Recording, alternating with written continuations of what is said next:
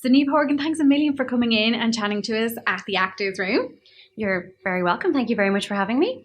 Firstly, let's kick it off and tell us a little bit about yourself, where you're from and how you managed to get into acting. Well, I did drama and film studies in Trinity College when I left school, which was great. It gave me a good basis and idea of everything. And it was quite an academic course. So when I finished that, I went to the Gaiety School of Acting and did a part-time course there. That, and also I'd left college and I was like, this is the real world and terrified. Oh, I know, I'll do another course. Everything will be fine.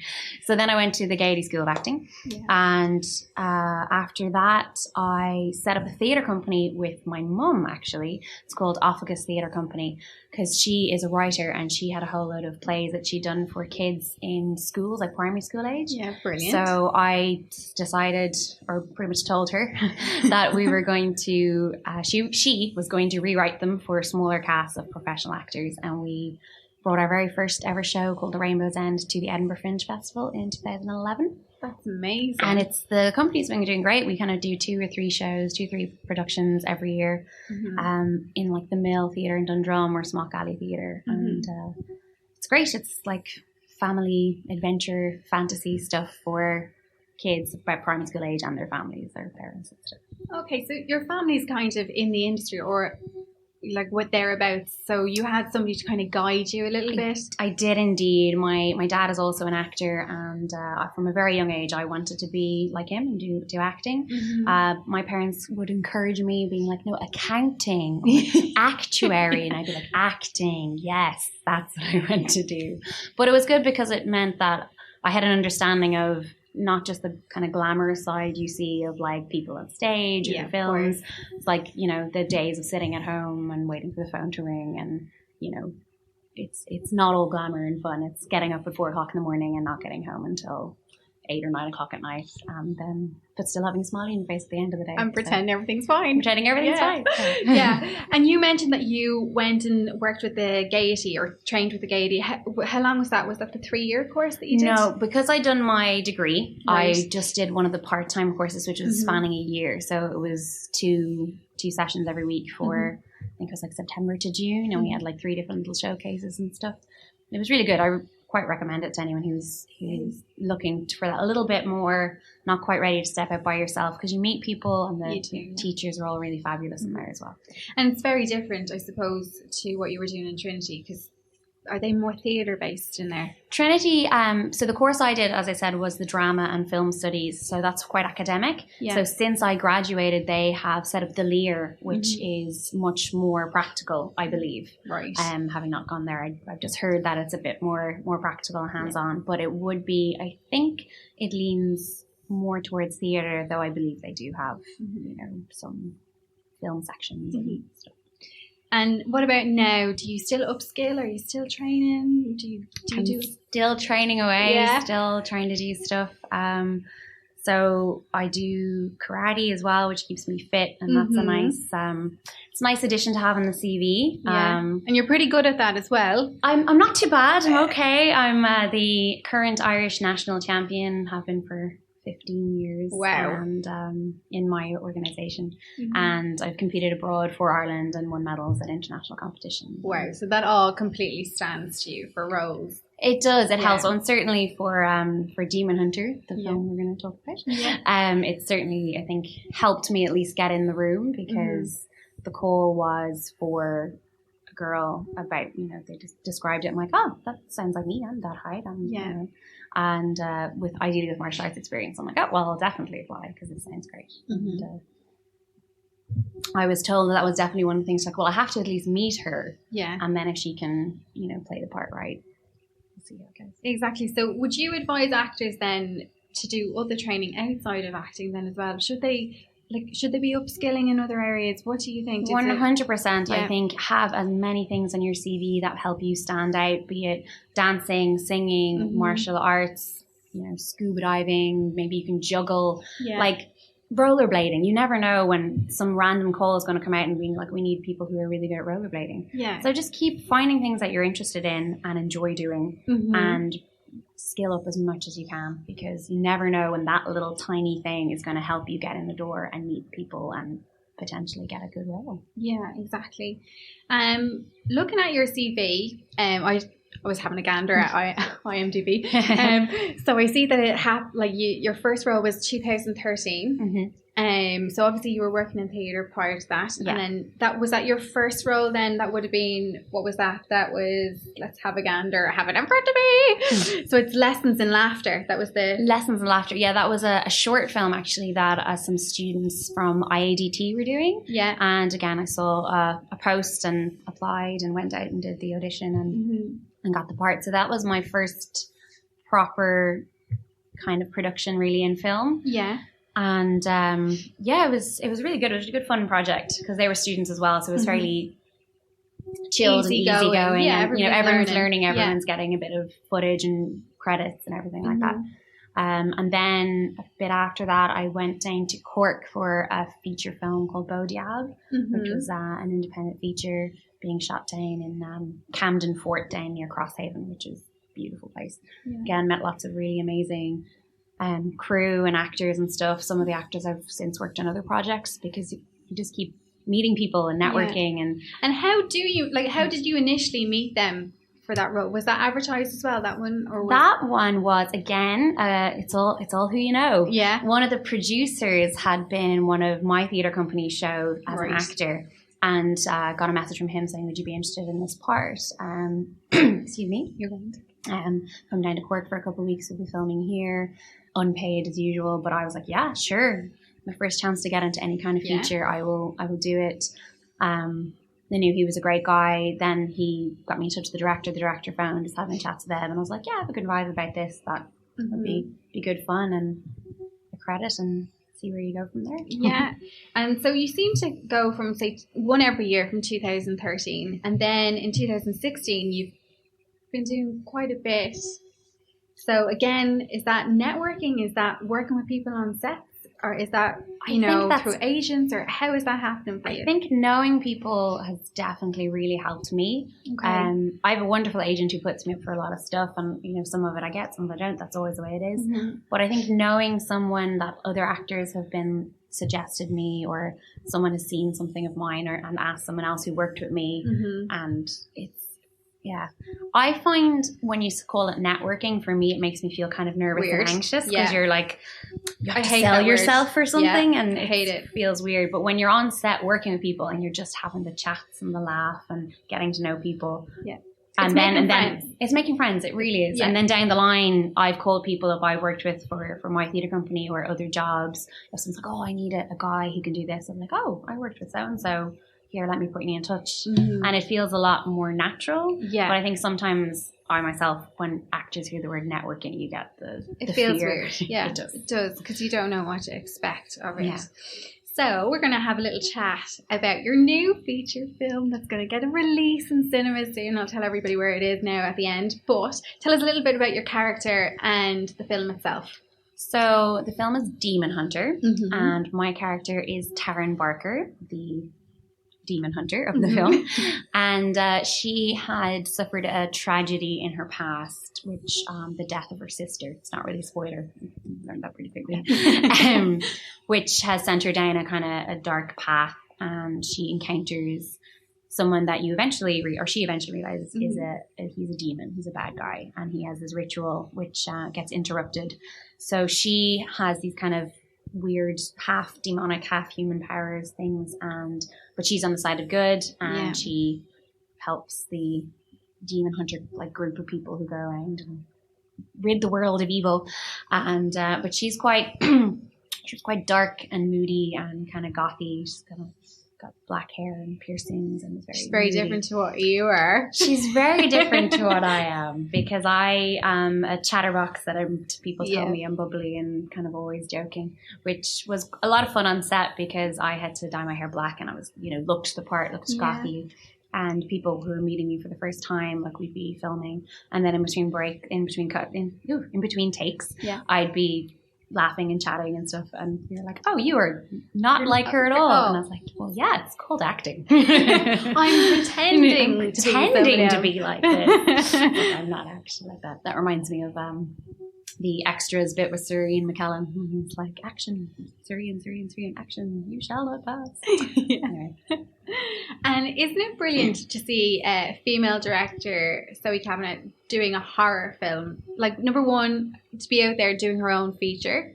And I think she self-funded this as well, if I'm right. She did. Yeah. Zoe is an absolute badass. Yeah. I hope I can say that. You can. She's quite inspiring to me because she worked so hard getting this film made and worked so hard getting it distributed. Now it's going to be in the cinema and out in DVD. She's worked so hard. She put all her own money into it. She got loans, everything. Absolutely worked her ass off on it because she believed in it. And rightly so, I think. And she's a fabulous director. She knows what she wants and she gets it, but at the same time, if something comes up, as it always does in filming, and particularly in low budget, problems arise. You'd never see Zoe with her head in her hands and like, what are we going to do? She'd be like, okay, so we need a solution. This is what we're going to do. Bang, bang, bang, and everything would just be fixed because she had a film to make and she was going to make it. Well, she did, and it's now like in theaters. So fair play to her. Like, geez, that's amazing. Like, it is really inspiring to see that happen. It really is. Tell me this, what is the process like? Well, what was her process like leading up to it? Because we work in film base, they have like a scheme called Close Up, and we bring in directors every week. It's a different director, and they all have their own way of doing things. Some like to do around the table script reads. Some people like to do improv. Some people like, to break down scripts in certain sections. What's Zoe's process? So for Demon Hunter, there was a change of cast about 2 weeks before they started filming. So I actually auditioned just a week before they were due to film. Wow, how did that happen? There had been another girl who had been cast as Taryn, and she had been in the short Zoe had made before as one of the steps to try and make the feature. And I don't actually know why she pulled out, but she had to pull out for some reason. So I only auditioned the week before it was starting, and I was cast like 3 or 4 days before we started shooting. So it was kind of, I got the call. And just a little anecdote of how much of a low budget this is. I didn't get a call from Zoe. I got a call me text from Zoe, and I had to ring her back. Oh, wow. Okay. And I was like, please. She's like, yeah, we'd love you to play Taryn, to have the part. So then I went in for costume fittings, got my hair dyed, got my hair cut, more costume fittings, and then we're shooting. So I believe Zoe had rehearsals, and she kind of workshopped some of the scenes. They'd have the basics to get the actors in and kind of, rough out the edges or whatever, and get a bit more of a flavour for each actor that was playing the character, which obviously wasn't the case for me because we didn't have the time. But myself and Zoe, over those couple of days, we had some extensive chats, and kind of, luckily my kind of interpretation of the character seemed to really fit in with what she wanted, because we'd be having conversations and just constantly agreeing with each other and being like, oh, cool, yeah. Okay, we've got this. So we're on the same wavelength. We're on the same wavelength, luckily, because had we not been, I'd say it would have been hard for me being thrown in and then trying to keep trying to please her, keep trying to give her what she wanted and stuff. But no, she's very chill, very laid back, and we would agree. And anything I didn't, I wasn't sure of, we'd have a chat and figure it out. And everybody else on set, then they were already locked in. Yeah, they'd already had a good few rehearsals. So I think to an extent, some of the scenes were changed, obviously, because I was a different actress and it was going to be different. But no one seemed to have any problems really adapting on the day, because that's par for the course as an actor. You have to just change. You just have to. Tell me this, a lot of actors are kind of in a dilemma about social media and what they should be doing and shouldn't be doing, and how to promote themselves without coming off, I suppose, a bit like an asshole. So what's your take on it? What would you be doing? I find that a tricky one as well, because it's just kind of hard to know what to do. Putting up posts about yourself all the time can feel very narcissistic, and because family and friends are on that too. Exactly. It's not just a work thing. So I have a friend who isn't into acting. She's not an actress at all, or as I like to call them, a muggle, like a normal person. Okay. And she was asking me about social media and me putting up stuff, and she was like, do you not find it really weird? I'm like, yeah, sometimes I do, but at the end of the day, I think it's part of the job. Indeed, my agent had said, because I wasn't on Twitter until the beginning of this year. Okay. And wow. she was like, yeah. At all? I just managed to avoid it completely. How I missed did you manage to avoid it for so long? I have no idea. I just like, no, I don't really. So I started in January. I set it up because my agent was like, you have to. It's super important. Mm-hmm. Apparently, she was saying they get in kind of to sub people, and one of the questions they're asked is what's their social media. So I was like, oh, okay. Whoa, okay, so that's a massive thing to see if you have an audience already. Yeah, a big thing. So that's made me go, oh shit, I really have to get on that. Yeah. So yeah, I suppose I find it each to their own. You'll find your balance to it, and you just have to keep playing with it. But that really gave me the kind of push to not feel weird about posting things. Yeah. Because I'm like, well, if it's important that I'm getting my name and myself or my brand out there, you just have to do it. You suck it up and do it. Yeah. I suppose take it one step at a time. You don't have to be posting what you're eating. No, I can just say what you're working on or a little bit. It's easier, I think, when you're on set or you're, you have a script, you can do the kind of like actor's life hashtag and script work and blah, blah, blah. But when you're sitting at home kind of doing nothing, I try to be like, pretend you're doing something. Pretend I'm doing something, or even just like, it's a pretty picture, I'll put it up. At least it's keeping the feed active for when you are working. It's not something like you're super quiet and then loads of posts and then super quiet and loads of posts. Yeah, it's like you said, it's the balance. It's the balance. And if there was a role out there, if you could pick any role at all, what type of role would you be going after? That is a very good question.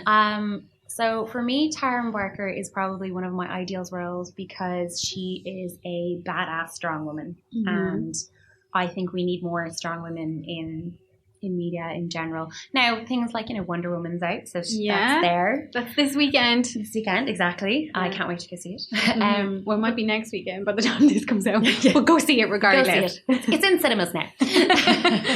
And so yeah, those kind of characters, like strong female characters, I've always been drawn to them. So like when I was a kid and Charlie's Angels came out with like Drew Barrymore and Lucy Liu. Yeah.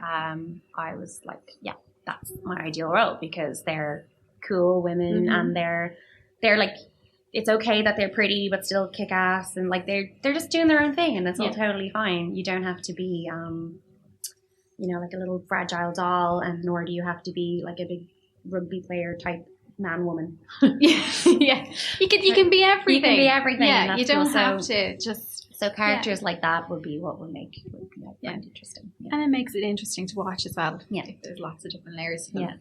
Yeah. Have you any advice? I always ask actors this. Have you any advice for actors starting out, or perhaps maybe they feel like they've hit a brick wall and they don't know what to do? That's a very good question. Like, what would you do? Like, what have you done in the past? What have I done? I suppose go to the theatre. Yeah. Go and actually see some shows, particularly in the likes of Smock Alley and the smaller theatres, the new theatre. Go see some stuff and try and get a little bit of inspiration from what you're watching, what you like, what you don't like. Talk to people afterwards. Again, it's like networking, but not in a creepy, stalkery way, hopefully. Because I find anytime I'm feeling a bit of a lull, I'll be like, okay, it's time I go and see some stuff. Yeah. Watch some films, do that. And maybe if there's any courses, refresher stuff, it's meeting people. For me, I think the more you meet people, the easier.